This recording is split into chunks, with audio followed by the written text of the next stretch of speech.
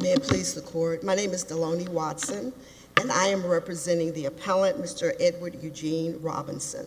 And unless the court has questions, I will be limiting my argument to the second issue in appellant's brief, whether Mr. Robinson's Section 924C conviction should be vacated, and the appellant would rest on the remainder of his brief for the other issues.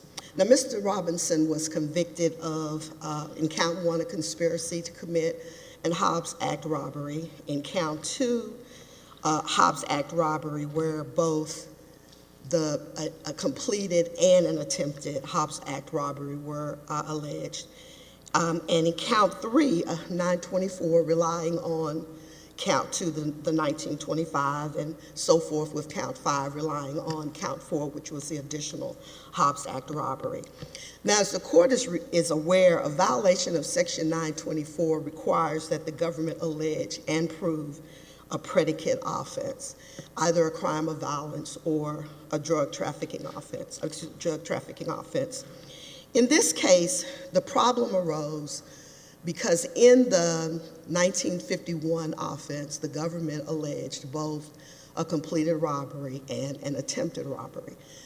Now, we have a plain error standard here because there was no objection below, and the government concedes that there was error and that it was plain and obvious, but argues that all the evidence only shows that a completed robbery, and so their completed robberies were done, and so therefore there was no jury confusion. But we think that there was jury confusion for several reasons. The first is, instead of the 924C containing discrete offenses, crimes of violence offenses, the completed and the attempted, the language is actually in the 1951 offense itself. So this isn't an instance where the jury was looking at two separate offenses and deciding which was which. Instead, the predicate offense contained both. And obviously it was duplicitous, but that issue wasn't raised pre-trial.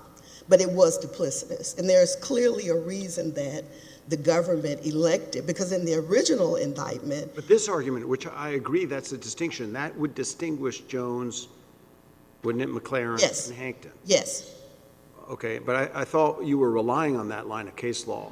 Well, I'm relying on it only in the sense that this court has recognized that there are issues, yes, when there are two different predicates. Right, two different. One of them is valid, one's invalid. Exactly, but we in have this an unusual circumstance right, here. Right, where the was charged. Yes. Yes, sir. Where the very predicate offense itself has the issues of right, both. Okay, go ahead. Okay, so and so the other problem with this case is that these are not discrete offenses, such that, like, say, for instance, if you looked at the Monty Meyer case, those were discrete offenses where you had carjacking and a drug trafficking offense. So no jury would have been confused about the evidence that showed carjacking versus a drug trafficking offense. Here, though, the evidence was not discrete because the offenses weren't discrete. When there's a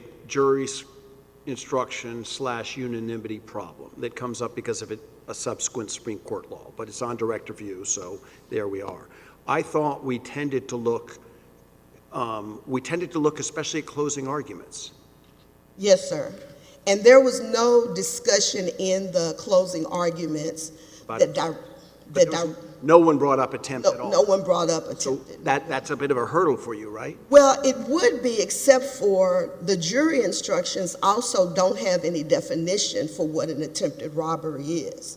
And so I believe that the jury could have been confused as to what is a robbery versus an attempted robbery. This isn't dispositive. I just truly don't remember. Were there any jury questions reflecting confusion? Yes, there was, in fact, a jury question. There was a jury question that asked, in counts 2 and 4, the first element speaks to personal property from a person or in her presence. Two questions related to this. Number one, is this limited to the employee as an individual, or can it also apply to the larger company she works for? And then question number two, does this standard also apply to personal property? And the court, of course, gave the standard response, refer back to the instructions. But the problem is a jury could then have decided, oh, well, that's what they meant by attempted, because there was no jury instruction that helped them to understand what the difference was between a completed Hobbs Act robbery and attempted one. So the jury, and this is further indicated because, like, say, for instance, that the evidence for count 4, which was the Hobbs Act robbery in which the victim actually was able to run away. The robbers had put the phones in a bag. They wanted to tie her up. She didn't want to be tied up, and so she was able to run away. When she got out of the building, one of the defendants followed her and hit her with a gun. The gun fell out of his hand, rolled away. He's trying to get it, and she's able to actually escape altogether. This raises a question for the jury. All right, did they take the property from her? Did they take it from the organization? What does that mean? But by referring the jury back to the instructions, which the court perfectly was correct in doing so, that raises the question of, well, did the jury believe that this is what was meant by an attempted robbery as opposed to a robbery? And because the jury instructions don't tell the jury what an attempted robbery is, that leaves them in limbo. Further, the instructions actually told the jury that a separate crime is charged in each count of the indictment. And so for them looking at a completed Hobbs Act, an attempted Hobbs Act, within each of these 1951 offenses, there was overwhelming possibility of jury confusion as to what actually they were supposed to be deciding. They were never told to decide between attempted or robbery. There's nothing in the jury instructions to help them to understand that there is a difference between the two. And for those reasons, the appellant believes that the jury was confused, and this jury instruction showed that there was some confusion about at least who the property had to be taken from. And by making it an attempted robbery, a jury could have found Mr. Robinson guilty, especially with respect to this count, simply based upon what the jury contemplated what an attempted robbery was. And that's the problem. To be clear, your argument to us is this record, this case, shows plain error. Yes. Because the trial proof here might have left open the possibility one of these two Hobbs Act robberies didn't happen? Or are you saying that in every single case where the predicate is the same as the charged, we would necessarily, all courts would always have to find legally that there's plain error? Or is that...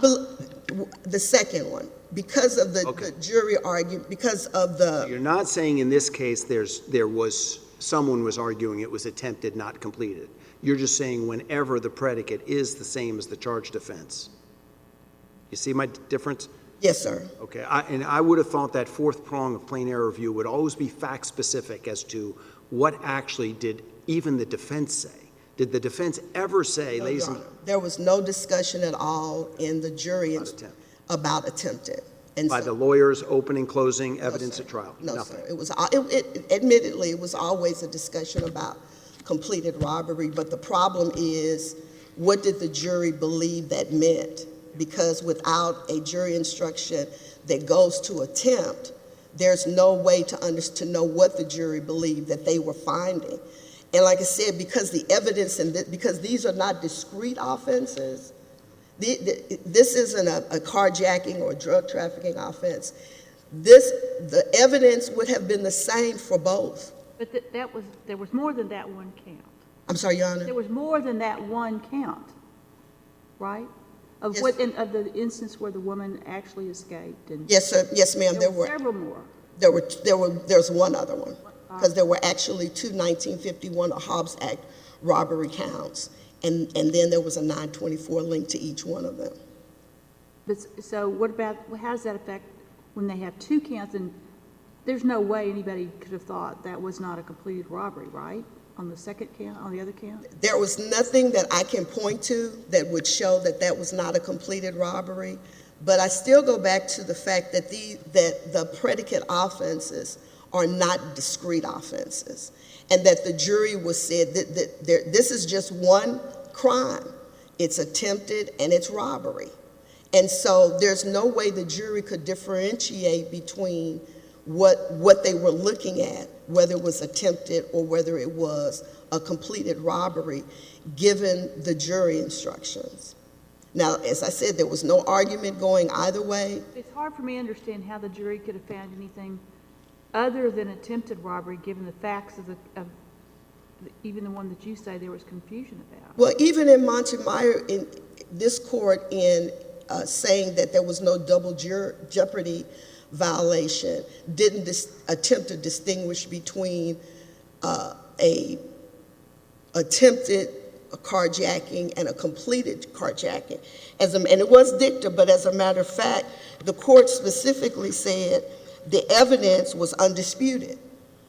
And based on this record, we can perceive no jury uncertainty when finding the defendants guilty of brandishing a firearm, doing an actual and attempted carjacking. So even in that case, the court recognized that there was undisputed evidence, but didn't try to separate out a completed carjacking versus an attempted carjacking, because the problem is the evidence to establish both is the same. So you have a jury that's presented with the same evidence, no way to distinguish what it is they're supposed to be figuring out, because there's nothing in the jury instructions that help them to understand what it is they're supposed to be deciphering. Are they supposed to be determining whether or not there was a completed act robbery or one that wasn't completed? Before your time's up, because the brief did devote quite a bit of time to the Speedy Trial Act issue, I just have one factual clarification. Does the record reflect that Robinson ever, on the record, disagreed with it was the FPD at the very beginning, right? Yes. Is there anything in the record? There wasn't anything specific going to speedy trial, but he was. I know he clashed with her, sought her off, but there was nothing. No, there was no specific language. The Act does say it can be done by counsel. Yes, it does. If there are no other questions. Thank you. Thank you.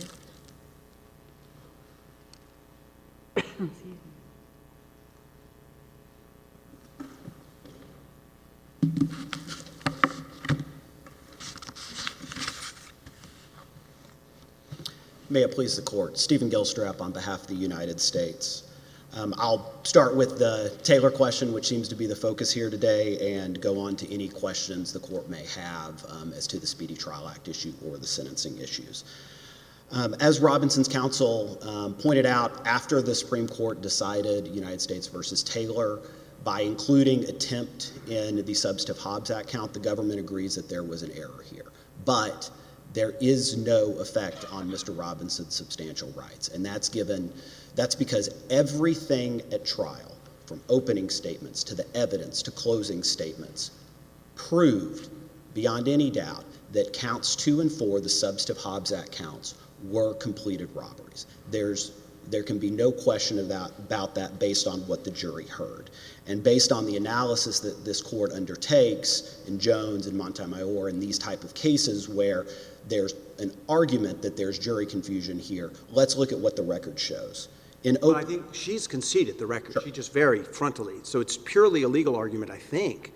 Well, whenever the predicates are attempts to the completed crime, a jury necessarily had it in their head that they could just decide on attempt.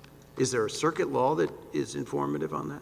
I don't fully appreciate the distinction that's trying to be drawn there, because at the end of the day, you're left with the same situation in Jones and Montemayor where you have arguably an invalid predicate and a valid predicate. And the question is, what did the jury rely on in finding convictions on the night? And you can look at that. I see what she's saying now, I think, which is normally you can look and, well, there was no argument at all about this separate offense. But I think what she's saying is here, you had to go through attempt to get to completion. A couple points on that, Your Honor. The case that comes to mind as being closest to this fact pattern that I'm aware of is the Fourth Circuit case in Stewart, where, which is cited in the government's brief, where there was a conspiracy to commit Hobbs Act robbery and a completed Hobbs Act robbery. And in fact, what the Fourth Circuit said in that case is the fact that the nucleus of facts is the same reduces the likelihood that there was confusion here, because where the evidence shows that the robbery got all the way to the end, that it was successfully completed, that gives us comfort that there's no concern here. I'm not aware of any case law in the Fifth Circuit or otherwise that creates this sort of per se rule that whenever an attempt is charged in the conjunctive, that they're necessarily... That was the pattern instruction, I just... That pattern instruction, yes. And at that time, the jury trial took place in March of 2021. At that point in time, binding Fifth Circuit law held that attempted Hobbs Act robbery, just like a completed Hobbs Act robbery, was a crime of violence. So there wasn't really any reason to dig down farther at that point in time.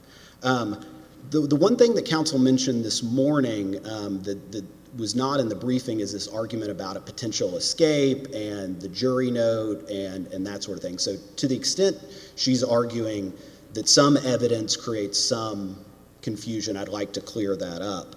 The evidence as it relates to that count 4, which is the count where during the robbery the store clerk was able to get away and escape to a nearby store.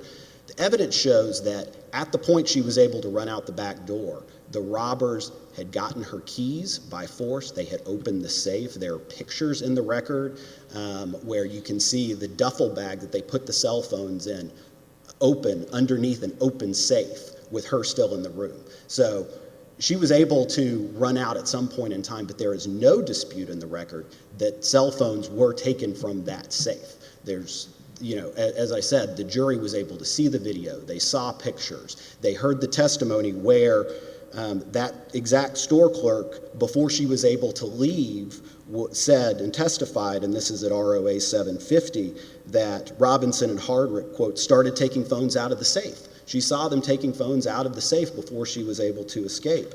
And the video and the photographs of the robberies confirmed that both of these robberies were successful. And as you pointed out in your questioning, Judge Higginson, a lot of times the court will look closely at opening arguments and closing arguments and those sort of things to kind of see what was the theory at trial. Here, there was no theory about attempt from either side. In opening statements, the government said, and this is at ROA 695, I suspect there's not going to be a lot of debate or a lot of question in this trial about the fact that these robberies occurred. And right after that, defense counsel, in his opening statement, said, the robberies probably did occur based on what the prosecutor mentioned, but you're not going to be able to put my client at the scene. The whole theory of the defense here was identity. It had nothing to do with, oh, well, these robberies may not have been successful, or these were attempts, or anything related to that. And when the prosecutor in closing was talking about the charge itself, and this is at ROA 1055, the prosecutor said, if you find that those robberies in counts 2 and 4 occurred, you will have satisfied the first element of the 924Cs. So I don't think you can take a case where the evidence is undisputed that cell phones were successfully taken from a cell phone store during a robbery to say that the jury would somehow be confused that this was an attempt. The jury note, which again is not mentioned in Robinson's briefs, is a custody and control type issue. It actually doesn't have a question about the attempt or completed. It's saying, what we agree that property was taken, what do we look at? Whose property are we asking about here? And the government, in saying the court should just give it standard instruction that look back at the jury instructions, recognize that those custody and control issues were dealt with in the jury charge. Really quickly, just on the case law here, as the briefing points out, there are a handful of cases that deal with this issue in the circuit. On one side, you have Jones, McLaren, and Hankton. Those cases are virtually identical in their fact pattern because they dealt with an invalid RICO conspiracy and a valid drug trafficking conspiracy. And in every case, The analysis seems to be that there are three things, as best I can tell, as to why that situation creates a problem. The first one being the conduct is not coextensive here. The RICO conspiracy, the invalid conspiracy, and this is the second point, is actually broader than the valid conspiracy, because a RICO conspiracy could involve, murders and other sorts of things that are not necessarily involved in the drug trafficking conspiracy. And the third thing, and this is critical, both theories are pursued at trial. Both the RICO conspiracy, which was invalid, and the drug trafficking conspiracy. And so that's why those three cases, which are virtually identical on this issue, are very different from this case. The nucleus of facts that make up counts 2 and 4 are the same here. And there is no question based on that nucleus of facts that a completed robbery occurred here. If anything, the valid predicate here, the completed robbery which was proven, is broader and subsumes the attempt, because at some point that attempt turns into a completed robbery. And as I said, there's just no evidence that, or nothing in the record to suggest that the attempt theory was pursued at trial. The government proved completed conspiracies, and there was no dispute on that. And that's why this case is much more analogous to Montemayor from this court, as well as the Second Circuit cases, the Fourth Circuit case in Stewart that's cited in the government's brief. And for those reasons, we do not believe that there is any plain error here, because Mr. Robinson cannot establish that his substantial rights were affected. At the end of the day, if you took the attempt language out of counts 2 and 4, based on this record, I don't believe there's any real dispute that the jury would have convicted, because the robberies were still completed. If the court has questions about the Speedy Trial Act, the one thing I'd say on that is just every circuit to have directly considered this issue has relied on the language of the Speedy Trial Act, which allows defense counsel to seek a continuance, to say that you do not have to have a defendant's consent. Every court that I'm aware of to have considered this issue has disagreed with Mr. Robinson's argument there. And if the court has no further questions, then the government would respectfully ask that this court affirm the convictions and sentence in full. Thank you, Your Honors. Thank you.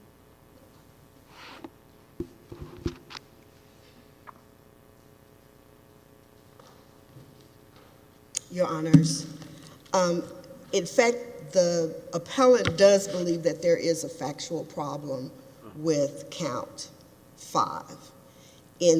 Given the language and also given the jury note from which the jury could have concluded that it was an attempted robbery based on the instruction that it was given and its concerns about who the property had to be taken from, and the fact that the jury instruction said that only one offense is included in each count. So the appellant is not saying at all that for that particular count there is not a factual problem, because we believe that there is. Once again, we believe that there is plain error here, and we believe that appellant's substantial rights were impacted by the fact that both attempted and a substantive offense were included in the predicate offense itself, and we ask that the appellant's convictions be vacated.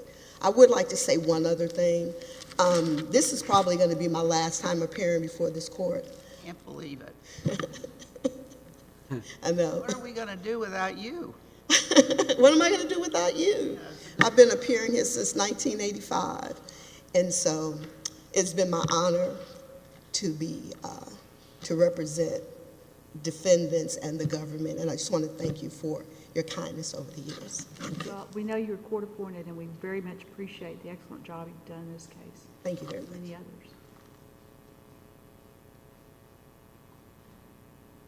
Thank you, counsel. Thank you.